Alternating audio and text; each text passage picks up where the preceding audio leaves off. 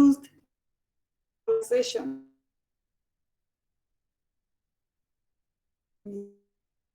This centralization is mostly removing things from the central point, it down all the way probably to that we have counties or to other areas that can better take care of these enterprises. And one of the strategies of this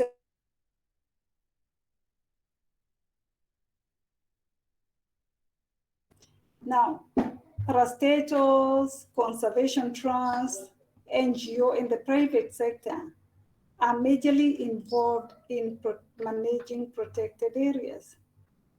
And I think we all know this. We have so many NGOs who got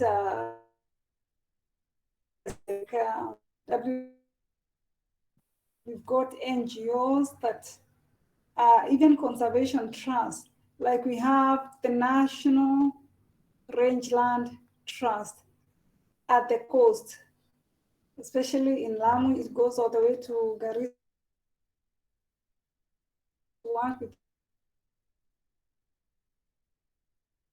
Work on conservation and taking care of the rangelands within that area in Lamu, Garissa, I think Tana River, and the like.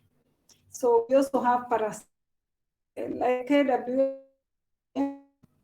KWS is care of our protected areas, both terrestrial and marine. Now, parastatals have more autonomy in financial decision-making matters compared to government bureaucracies. And that's why you see, it's assumed that a parastatal like KWS would be more efficient in running the national parks than if you had maybe a department in the government doing that. So we're told that because they also have some autonomy, they have some independence when it comes to their finances, their decision making. Remember, parastatals like KWS receive money. So they can decide what to do with the money. They can make decisions immediately without having to involve the government, the bureaucracy, the government bureaucracy. Now, parastatals, they have proved to be successful models for managing protected in East Africa and that is good. Then we have private ownership. And remember, all this is under decentralization, making sure it's not the central government, all these other agencies, other actors are involved. So the second one under decentralization is private ownership. Now, in many parts of the country, local communities that border the protected areas, private or landowners, indigenous people have become involved in establishing areas and community-based conservation areas, either on their own or in cooperation with local authorities. I think this is very important. When I was talking about locally managed marine areas, I think it falls under this, where local people, local communities living in that coastal area decide they would like to set up part of the sea for whatever their objective is, conserve the biodiversity, or whatever it is they want to use it, as long as it's in agreement with what the government says, in agreement with the law, they can go ahead to do it. They can do it on their own, or they can involve also maybe if it's fisheries, maybe it's KWS and that kind of thing. And they can do their own things as long as they're in keeping with the law, then they are fine. So the next one,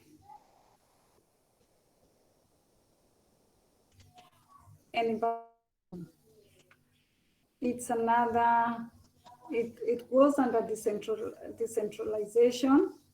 And in this, we find that all protected areas with scientifically developed management plans And those that are donor funded include monitoring and evaluation components to track results and measure if objectives are being met.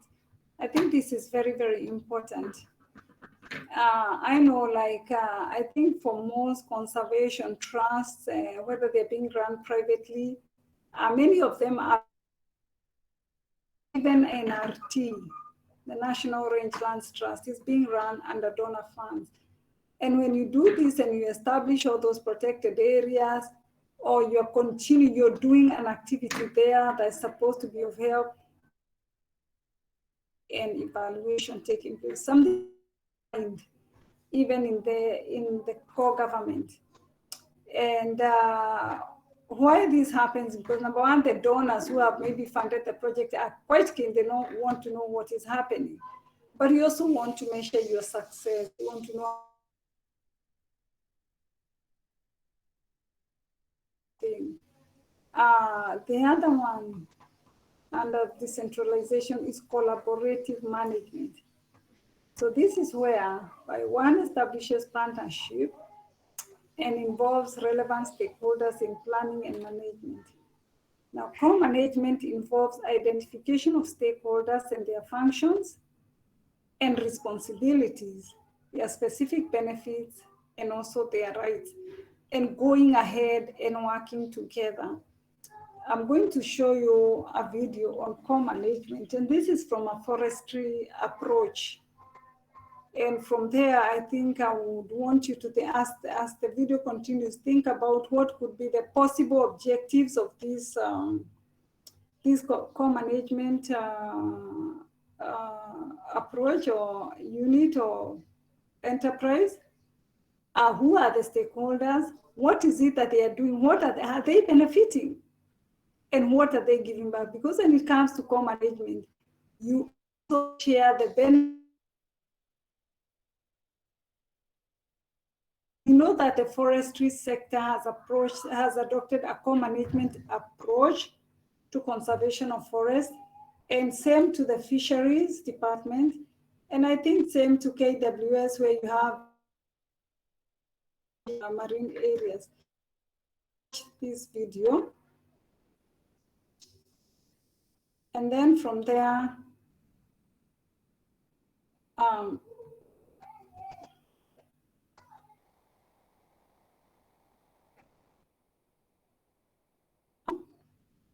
then we have to have discussions around this.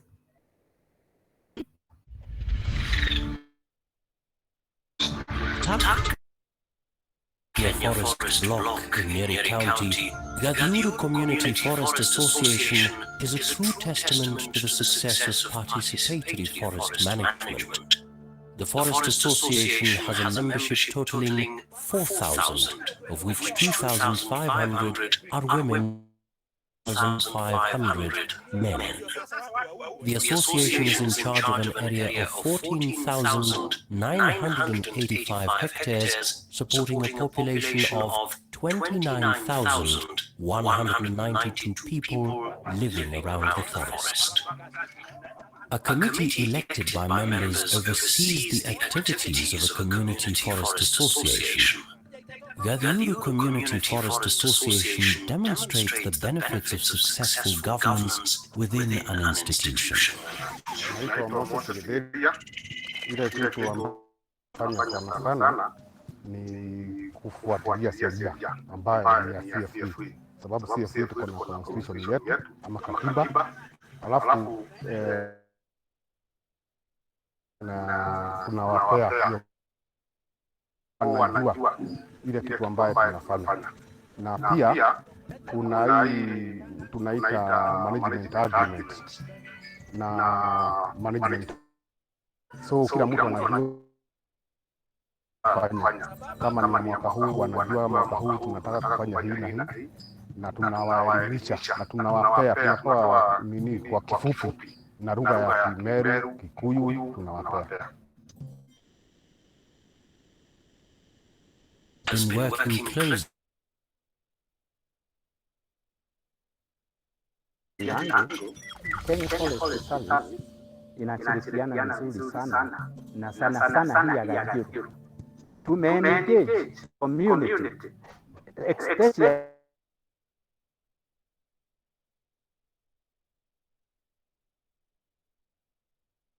ilikuwa na sasa kuna tofauti kubwa sana. Community members acquired the rights to manage the forest and access benefits in an equitable manner. Between 2008 and 2015, community members under PELIS have reaped 750 million shillings, successfully rehabilitating more than 900 hectares of vegetation forest.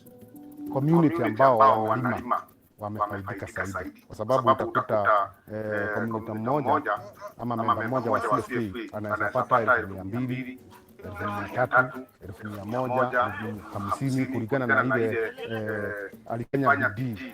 The Forest Service allocated a total of 916 hectares to Gagiru CFA for rehabilitation. Only available to CFA members, therefore being encouraged to seek alternative sources of livelihood. Tukaonelea ni vizuri kufundisha watu wetu ile kujifunza pesa wanatoa hapa, mtu anaenda anafanya mambo mengine ama biashara nyingine nje, ndio tusiwe tunasongomana sana kwa msitu, sababu machapa za hii inaendelea.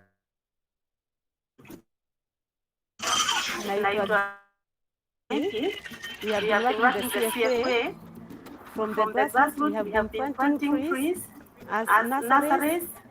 From there, we came to a conclusion of having another group, the Mwehoko Women Group, apart from the forest work. So, another forest. And this, so that's why it was the one thing that made us to carry that thing.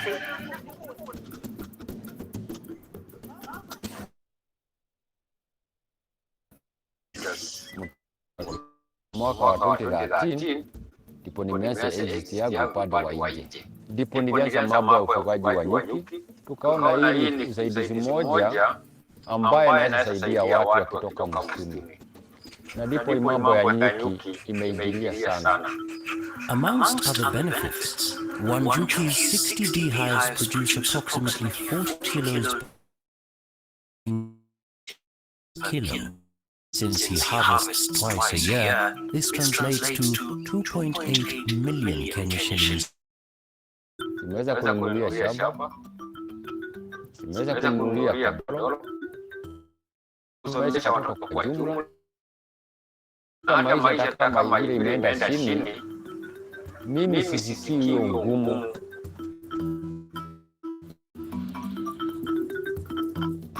The success of Gagiru CFA has not been without challenges. Upande wa uongozi lazima kuwe na maneno, sababu kwa hiyo 40,000 sio kumaanisha wote wananipenda kama ni kuwa sisi kama Gagiru CFA ile kitu tunafanya ni kufanya kitu pamoja. Tunawaita, tunakaa chini, wanaleta mashinda yao na tunaifanya pamoja, na ndio inafanya kazi yetu iko sawa. Naomba kama watu wangeweza kuiga, naweza kuiga wale watu wako kama kutoka Gagiru, maishani mwao hawatakuwa na shida. Hiyo mtindo inastahili kuigwa, na inastahili hata kama na CFA zingine sionyeshe mfano mzuri, kwa sababu ile ushirikiano tuko naye na Kenya Forest hapa Gagiru ni ya hali ya juu, sababu unaweza kuja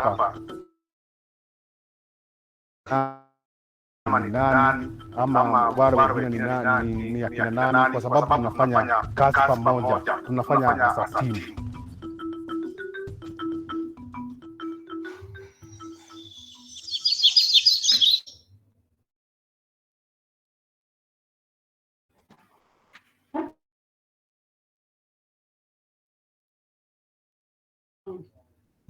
And especially because of, just a minute.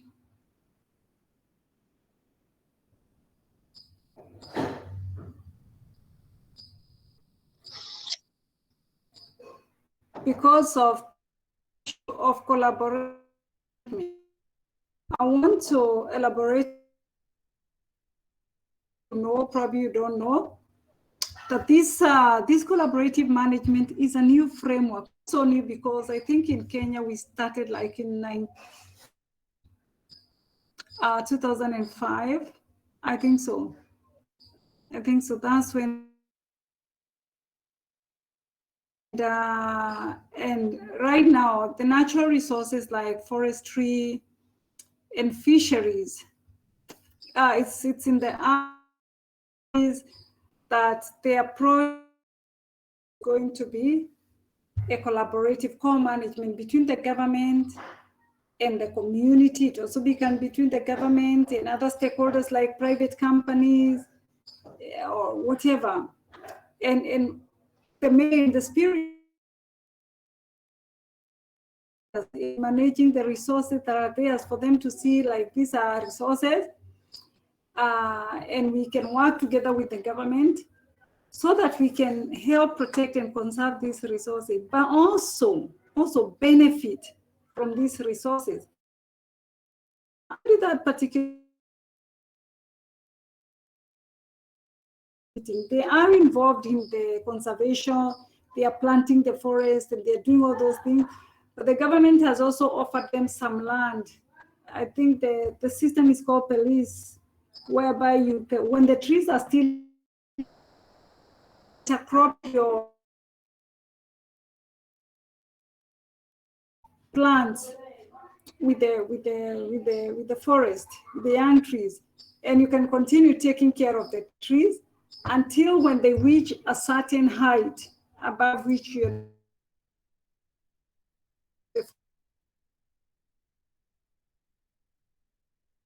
five or whatever number of years, the farmers benefit directly, but they are also able to take care of the plants. They make sure, sorry, they are weeding them. There's a gap, and then it needs to be filled immediately. So it is the government working together with the people. And you can, I think you heard how much those farmers are making. And once they make their money, now they are encouraged to invest in other enterprises that do not have anything to do with the forest. So at the end of the day, what you're doing, you're reducing the pressure on these forests. You are making sure the communities are benefiting in the protection of the forest. So the forest one has worked so well, actually, especially upcountry, much better than the fishery. But yeah, I have the BMUs. So the BMUs are also a co-management approach of the fisheries, just helping the fishers own the resource and be willing and available to take care of the resource, but also ensure that they're also benefiting. Now, the other approach, the other framework under decentralization is relocation. Relocation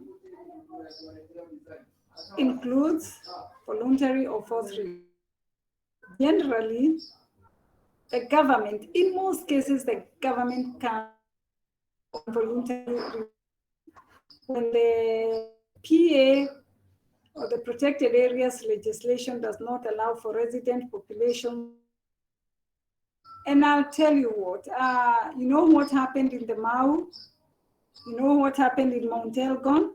I think even in some cases in other forests in Kenya. Those are gazetted there.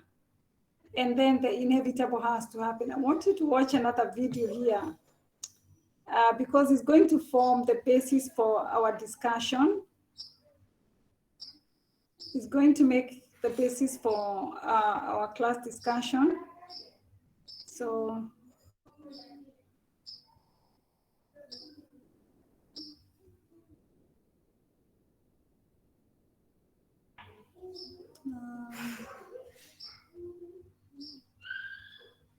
just a minute.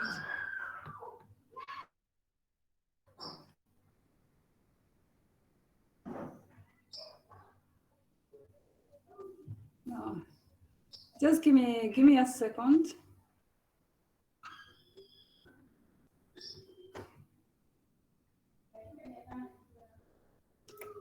Give me a second. I upload the video. I want you to watch, and I want you to, I want people to think and to start having opinions on some of these things. Again, I say, I'm never interested in just a minute. Its junior anniversary on the 14th of June. The government has maintained that people. So let me start sharing.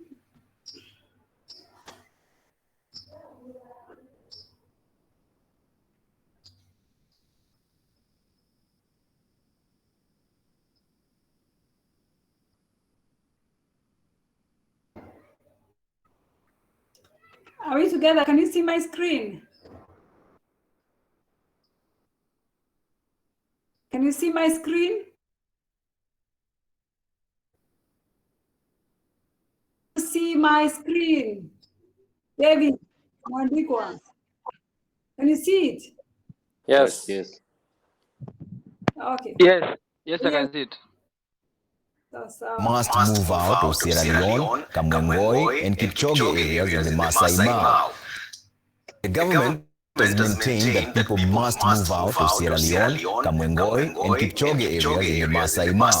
So according to the state, these are critical water catchment areas of the Masai Mara forest and must be conserved at all costs. But those who have settled there are adamant that they will not move an inch unless the government compensates them. But how did we get here in the first place? Here's part 2 of our special Inside Mao, as reported by Enoch Sikolia. This one is our similar this is running through here. Oh, so these are the tributaries. Degrading that.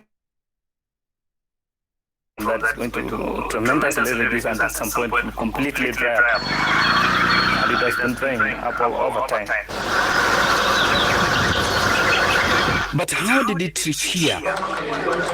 The Cabinet Secretary's report in 2018 backpedaled the source of Masai Mara problem to 1999, when 5 educated in the 1970s applied for consent from the local land control board to subdivide their land among members. Then the boundaries of Sisian, Karulu,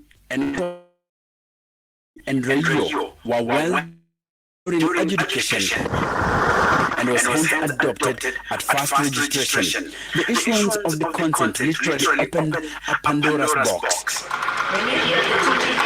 Government officers, politicians, private surveyors, and influential people irregularly group prices beyond areas and fraudulently issued people with title deeds. By 2005, illegal encroachment into the Masai Mara due to the expansion of group ranches had created 1,962 passports, covering 17,000 hectares of the forest. According to the 2005 Masai Mara Status Report commissioned by the Ministry of East Africa Development in a Kishomi Group Ranch in then the Ololunga Education Section,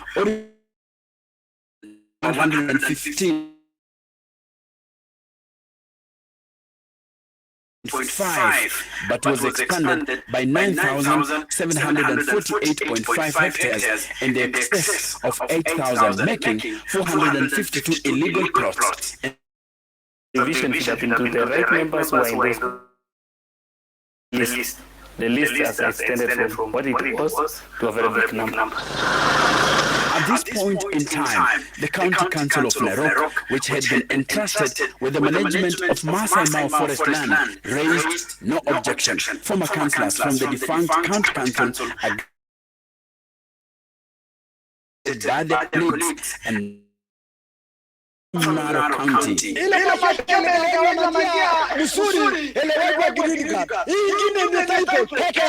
Former councillors do not rule out the involvement of some of their former colleagues. Most councillors sold their pieces of land and made quick money. People like those people who work in those land back then, former PS, people who belong to jail. Indeed, with senior state officers and pocketed billions of shillings from buyers in exchange for sale agreements and title deeds that have been declared illegal and invalid by the government.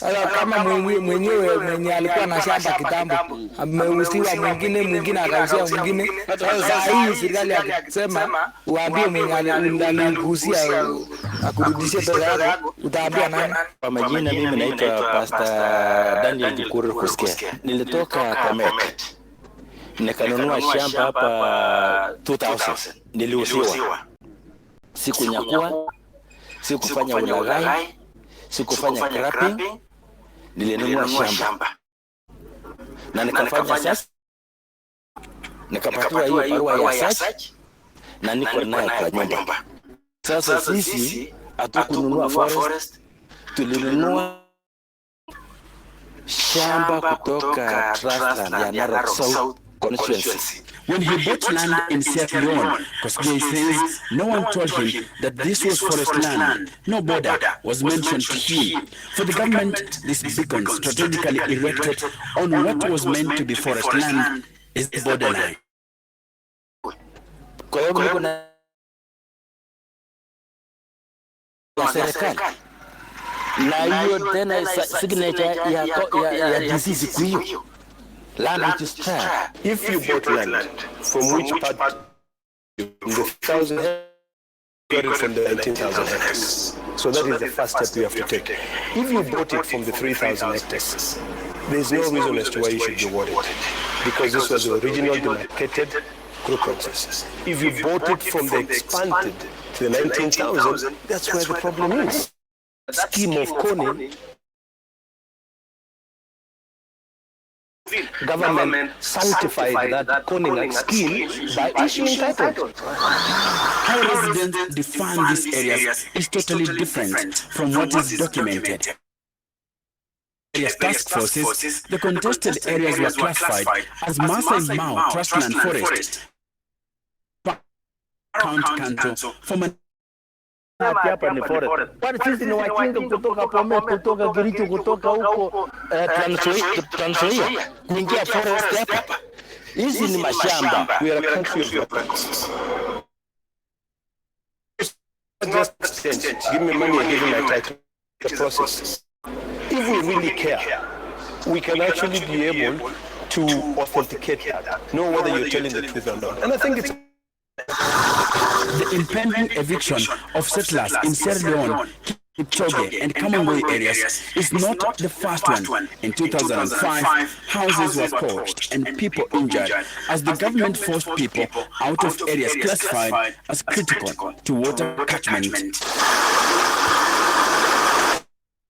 The report had termed fragile ecosystem that needed protection. Approximately 12,000 people were pushed out of Masai Mao, including Zephaniah Kones, the former soldier. Ilikuwa ni eka na zote zilichomwa, poshe mill, iko vitu yote ya elektroniki gala tulikuwa tumeweka hapa tunaiuza. Zote zilichomwa hapa hiyo 205. The referendum politics were around the corner, and with Raila Odinga and his Chungwa team having mounted a heated campaign, the Kibakis were allowed back into these areas. Then, script flipped after the 2007 election. Nikibaki aliturudisha hapa na mtunge chemichemi ya I mean, by the time of population that was initially, titles was 700, until a situation where more than 10,000 people, then what the government all this time? the negligence on the part of government to the destruction, because people who have genuine titles gave birth to people who don't have documents to continue, and giving themselves land. The same government did not move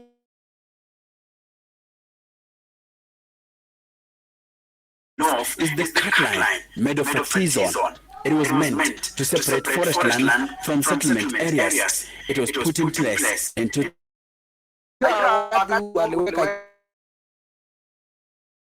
So saa hii kila mtu alimaliza kwa bali alitoka akakuja kununua hapa. You put a cut line as a buffer zone between human settlement and the forest. But the cut line that was put there ilikuwa ni ukora, kwa sababu huwezi kuweka cut line katikati.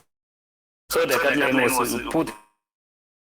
The cut line was supposed to extend for 24 kilometers, starting from Amalo River here all the way up to I think almost Sasmwani. Would have lost the larger Masai Mara forest. 100% I would say that, and that one would have been a serious crisis. It was ill-advised. Whoever gave him with the idea had maybe a different agenda, an agenda that was not good for this country. The government has ruled out compensation and is going for eviction without compensation. According to the government, compensation will mean validating an illegality. But those affected, as well as their political leaders, disagree with this government approach. Find alternative land. Resettle those people in that alternative land. Or simply compensate them and let them leave the Mau Trust land. And Oxycolia, Citizen TV in Nara County. The government has maintained that people must move out.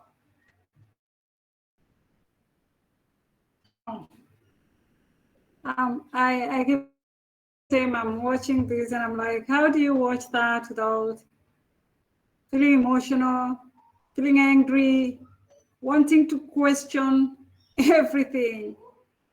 And yeah, just wanting to know what's happening and speak to those emotions, because I want you to go into groups after that video. I think we are all familiar with the Mau, this class, Mau, and here we are talking about, talking about frameworks for protected area. The Mau is a protected area. And you know, relocation is one of the ways, a management framework. But what happened? How did we get to where we are? So the question is, there has been an activity, there has been evictions and possible relocations in Kenya around Mount Elgon.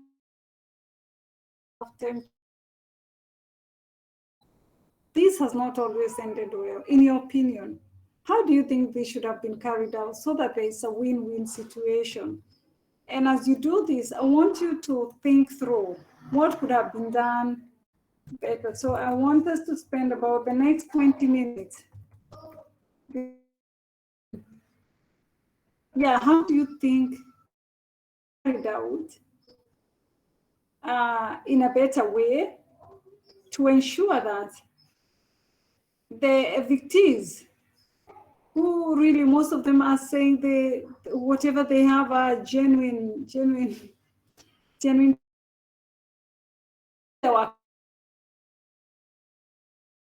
with this as a country, according to you, so that at the end of the day, we've got a win-win situation taken care of, the environment is taken care of, and yeah, we are able to achieve what we need to achieve. So I think we'll only have 3.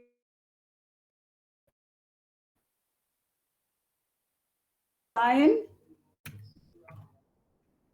Make sure you sign.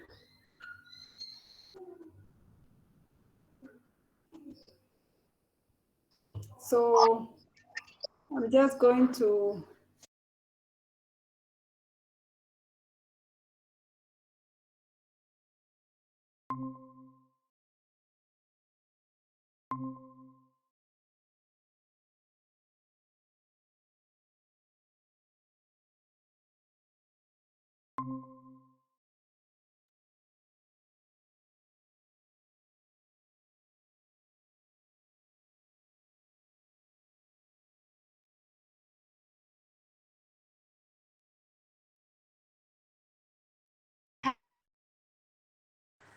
I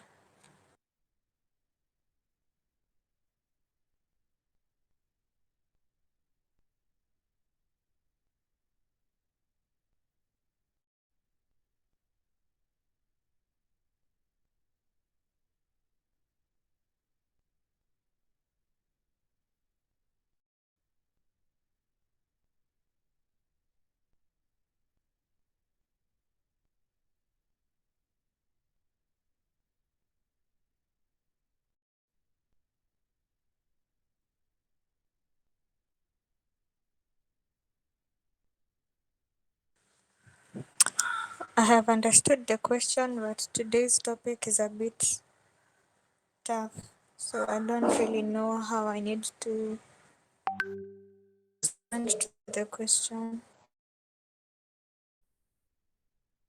Yes, sister. I'm saying maybe you can try shed some light on that question so that I can understand what kind of feedback I should give. The question is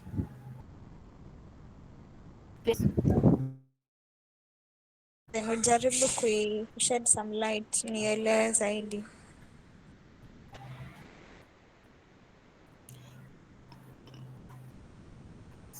um,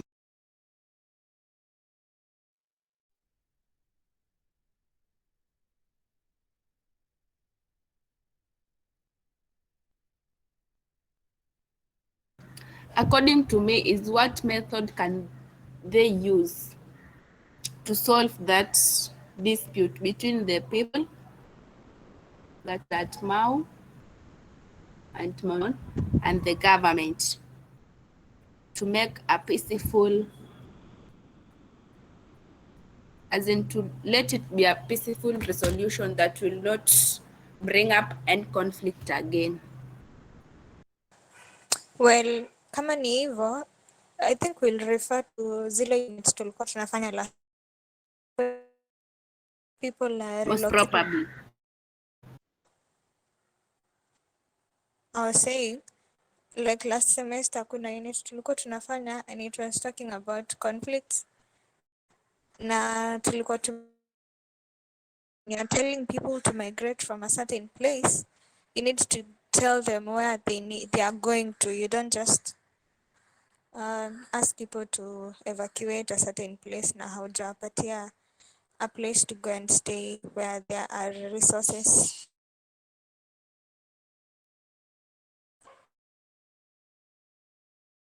Is that they will have when they go to that place.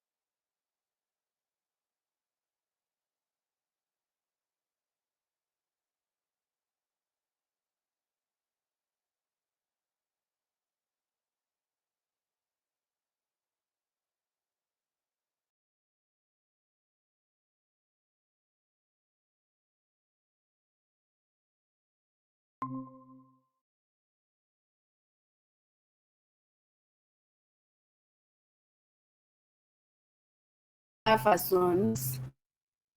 So, after creating the buffer zones, it can also come up with community-based forest groups, so that instead of people clearing the forest,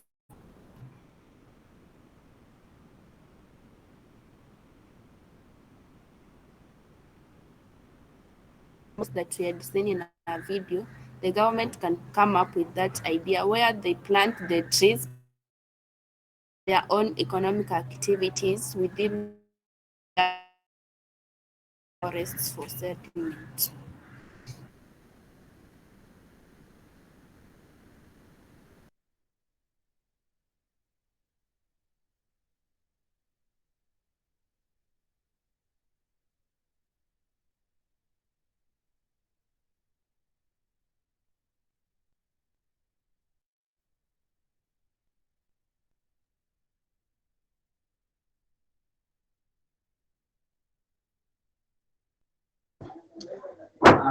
I'm thinking about the Land Act, because the National Land Act has policies land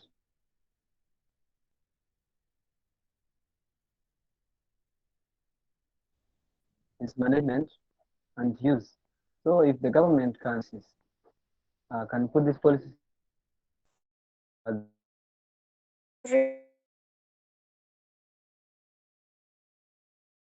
I'm talking about Land Act. Yes, yeah, saying something else.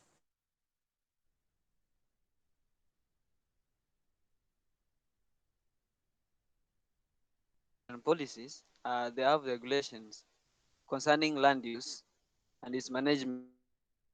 Actually implement these policies so that it can make sure that the management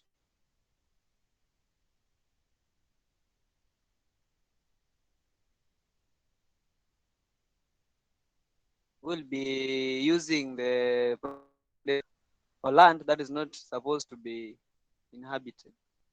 I think that is my point.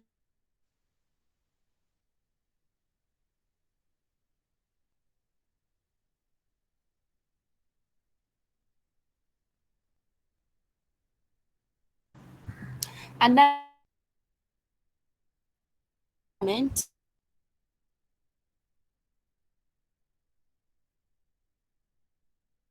can educate the people who are encroaching the forest, that is more forest and Mount Elgon, and the dangers that they are causing not only to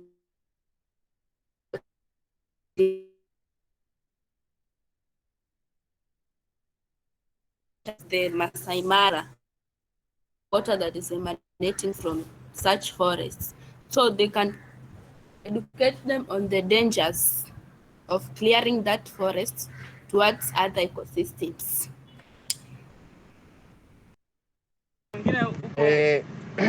I think in my opinion, mnanisikia?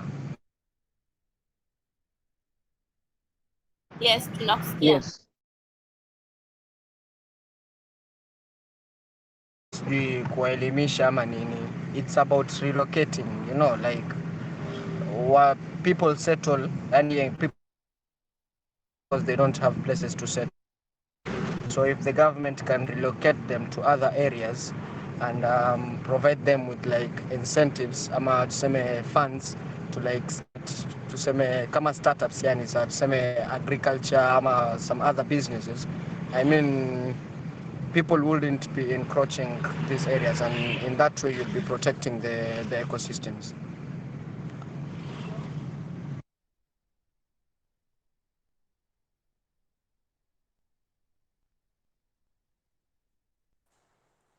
Okay.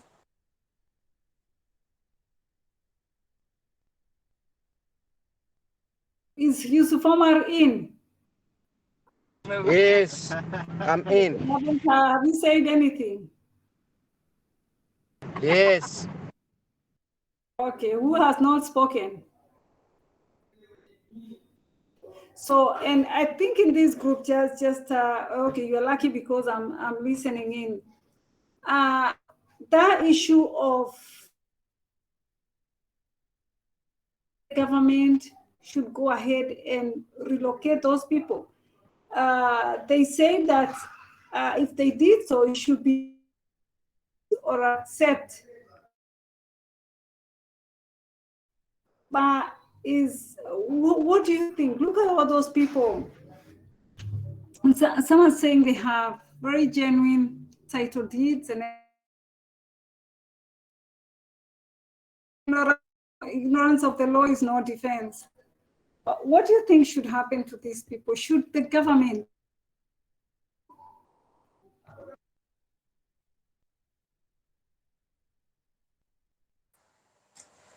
Well, I think, Madam, just like Omar has said, that the issue of incentives, when the government gives those people incentives, when like in a situation where there's somebody who the people have title deeds, it means that there was money or resources involved to acquire that title deed. So you don't just I don't think it would be fair just telling them to relocate and probably they got these title deeds thinking that it was legit and legal. So I think the government needs to fund them to the places where they are going in terms of incentives.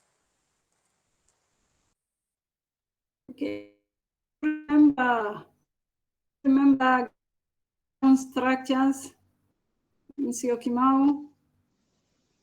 You remember the Yes. Nakumat, I think it was Thika Road or wherever. Yeah, and they simply say, sorry, you guys, you have title deeds, but who gave you those title deeds? They said, oh, the government, no.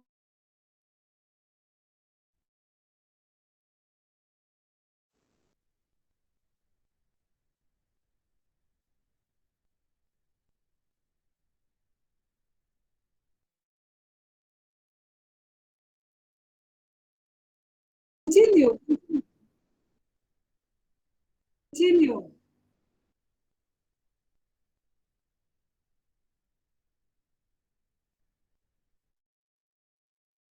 Saying something.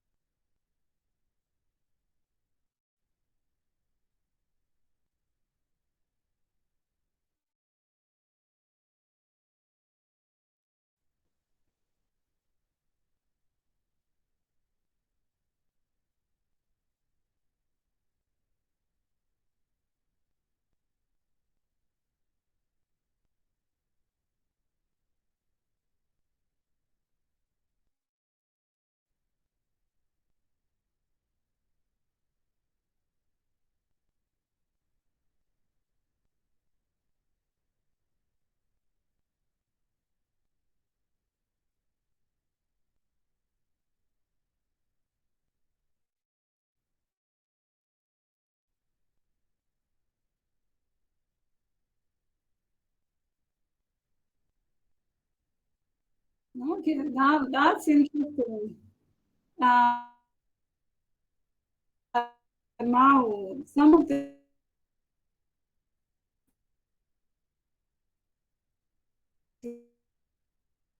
meaning that the conspiracy was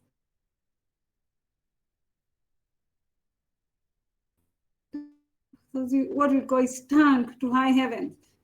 It was a system that was in place, and it was very difficult for these people even to realize. But also, probably people who read the law, if you looked at where that buffer was, in itself, you could already see there is a problem. There is a problem. This buffer is in the wrong place. Because you remember what that KWS guy was saying? You cannot put a buffer in the middle of a forest. Okay? Yes, but you can't put it. So I'm doing all this waiting for the others to join in. I hope they are back. So yeah, so there's all these issues that surround this kind of thing, and it's very difficult. I think also for the government it's very difficult, and this is where the policies, the law comes in very, very, very important, because actually the only thing the government can stand with is the law.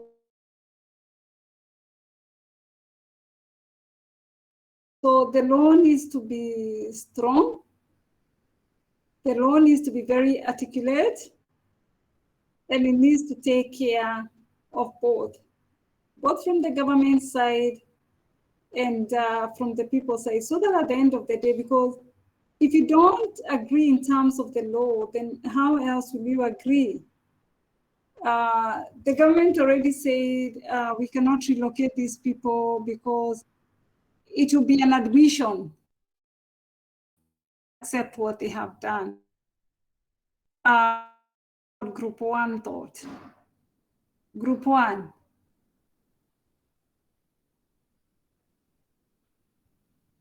Anybody from group one? No. Group two?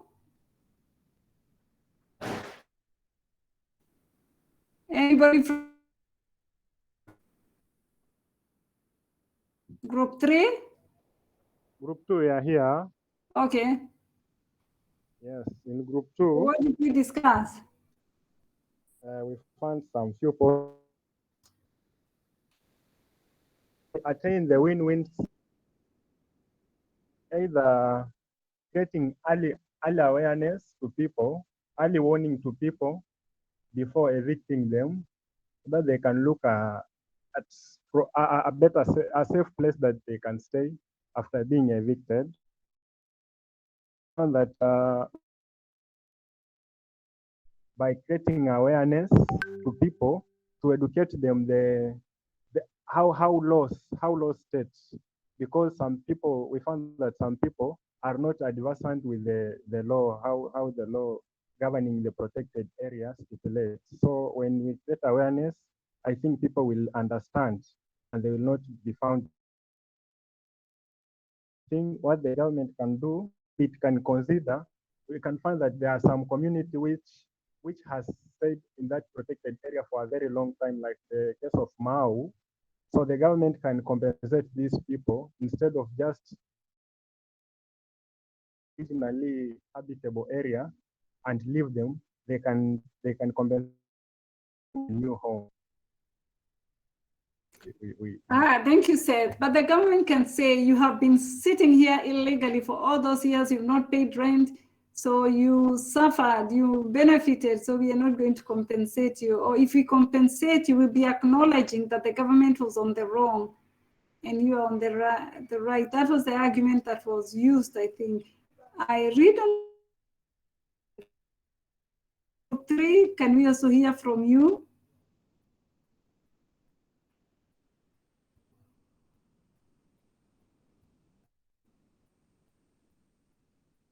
Group 3? No, they're not there. Group 4?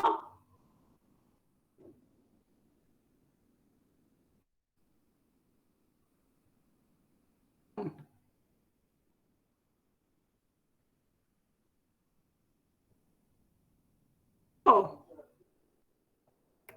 Yes, there was a group 4. Okay, the group that was remained in the room with me, you want to share with them?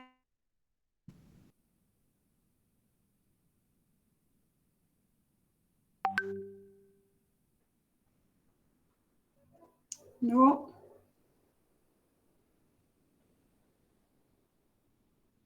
The group that remained, Mwanzala Yusuf Omar, Mandikwa Mutengi,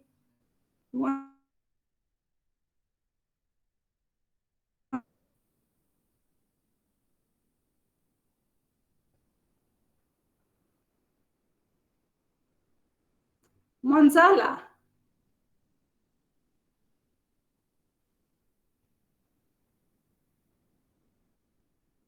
Yusuf Omar. Yes. Yeah. So we discussed that we need to find solutions to encroachment through relocating these people to other areas, and we also said that the government needs to set laws, and the government needs to be involved in a way that they set laws and also provide incentives and also fund these people, because you can take the people from these areas and relocate them some places else, but then that will fail if the government doesn't support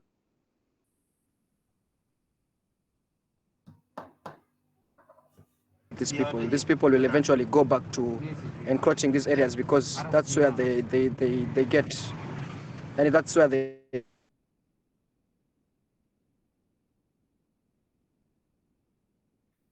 Okay, Yusuf Omar, we've lost you. Yusuf is talking about relocating people, compensating them. All these are good things.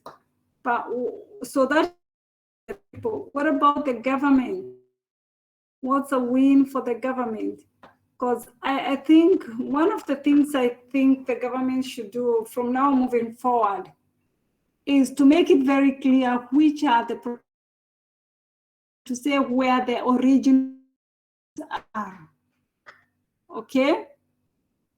And this should be a national activity. So, yeah. Yusuf, we lost you.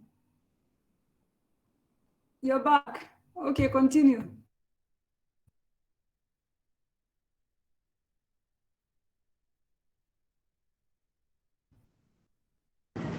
I was done. Okay, thank you. Then mute.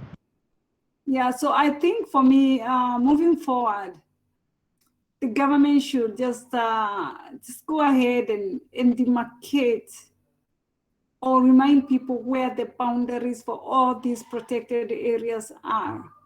So if you find yourself within the boundaries, you already know what to do. You don't need to wait until you're evicted. You won't say ignorant. Okay. And even buying a piece of land and you say, oh, I got a legitimate title deed, research, that is all good. But it doesn't change the fact that that is protected land. So some of you have mentioned there's need for countrywide awareness creation. Okay. Now that the Ministry of Land has digitized everything, I hope that this will help the situation so that people don't go and do their own funny things there. You will know when you're buying land near a forest, you're supposed to do your due diligence. Don't just go by the description. Go ahead there, go and do ground truthing. How far are you from the forest? The buffer you're being told about. If it's just a buffer and the next is the forest, then you know this is not true. This is a lie. And if I buy anywhere near there, I'm going to be in trouble sooner or later. It may be later, it may be 20 or 30 years. In the next generation, your children may be the one to deal with it. When one of you are saying, oh, maybe these people were born there, it is true. Yeah, but that doesn't change the fact that they were born in the forest. They were born in forest land. You may see like I'm talking tough, but if you realize in Kenya, we've got so much of this. We've got so much of this. Yeah. They were just saying, oh, I have a title deed, yeah, but where are you? You are maybe on a road reserve. You should read the law. Where is the road reserve? 30 meters, I don't know, excuse me, how many meters from the road? So if you buy land, if it's supposed to be 30 meters from the road and your land is 20 meters from the road, you already know title deed or not. You already, And sooner or later, it may not be you, it may be your children. They are going to be evicted from that land. So I reach that point where you know the law, read the law. If you can't read it, get someone to read for you, get a lawyer. I want to buy land in this place, is it legit? Don't look at the title deed so much. In Kenya, we know even one title deed, three different people can hold. Okay, that's how now.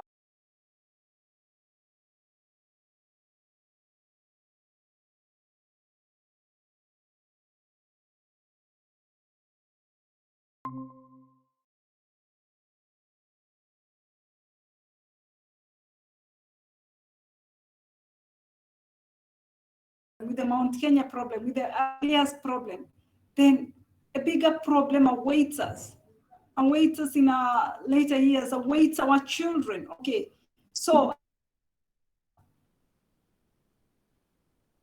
from the sleep and blaming the victim, blaming people, and we take control of the situation and say enough of this. Let's deal with this. It's going to be paid. Let's deal with it. Let's see how we can help each other. Let's settle this once and for all, so that in the future of sustainability, we can at least talk of remoteness. Can you imagine whatever happened in the Maus? Who was watching? Under whose watch? We had the government. We had the department. We had all these people, and yet, you see in some cases it's 8,000 hectares right under the government's nose, just like that. Okay, because originally with the ranches, when the ranches subdivided, that was legit because that was ranch land. But those who are doing that were greedy, they wanted more. So they encroached into the, in some cases, 8,000 hectares happening right under the government's nose. We cannot say that the government did not know. The government knew. Those who are, and today other people are bearing the consequences of their greed. So for me, when I talk about these things, I'm like, it's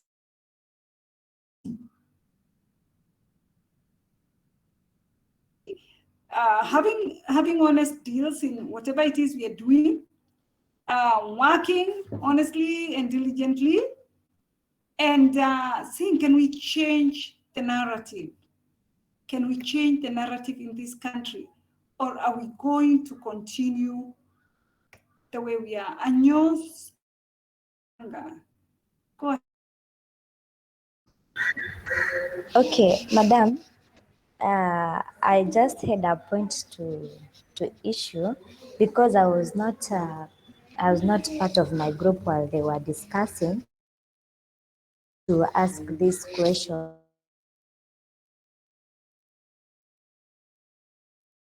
Next and or allows all those years to pass and then comes and claim that this area is a protected area and it belongs to the government much longer.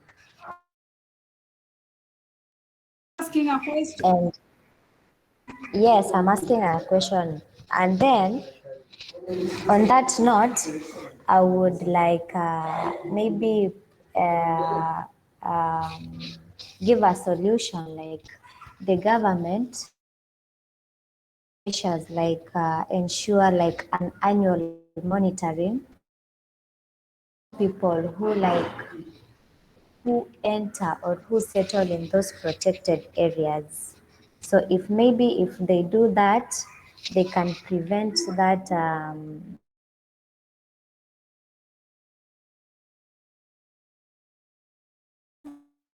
as those people who are allowed to settle in the government land. After generations have passed, they are evicted and they are government had forgotten that it was the one who had given this place a place to reside. So I think it should emphasize. Thank you, Anyos. You're right. At times, governments allow people to settle somewhere, and then sort of they forget. Okay, I don't think they forget, but I think bottom line is once an area is an area, even if 100 years pass, it is still unless it is gazetted. It doesn't matter whether even your shosho or your gukali there. My goodness, you are still eviction notice. So thank you for that, Okeri. Okeri To Nyamoitu. add on what Diana said, or to object what Diana said, yes, the government can settle people. The problem of encroachment begins with the people themselves.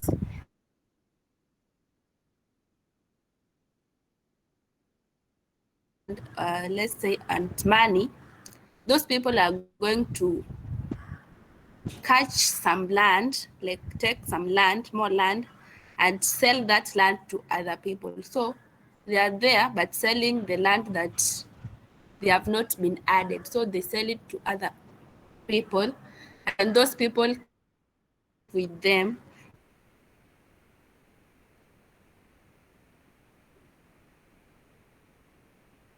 problem with the people. So the government settled a particular small. Thank you, Okeri. Actually, it all started, if you listened well, after the group branches that were around that area, which were legitimate, were allowed to subdivide their land to members and sell it and, dissolve the groups. And were given then in the process, and they continued encroaching into the forest and selling land which was not part of the group ranch. And that's why I think Olekina was saying, if your land falls within the original, nothing to worry about. If it falls within the added, the encroached forest area, then you have every reason to be worried about. It's human nature, but I think also for the government, for them, they have forest guards, they have all those people who are supposed to go around, monitor, even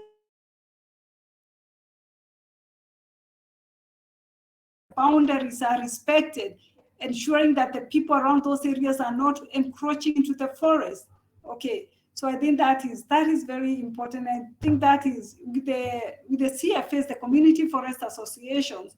I hope that they're going to be able to deal with these problems once and for all. Any other reaction? Okay, if there's nothing else, I think we are going to stop there. I think our next class is going to be on Wednesday, God willing, very early in the morning, maybe from 8 if possible. So we're going to have SMR 409, God willing, on Wednesday morning, 8 o'clock. So have a good evening. I've noticed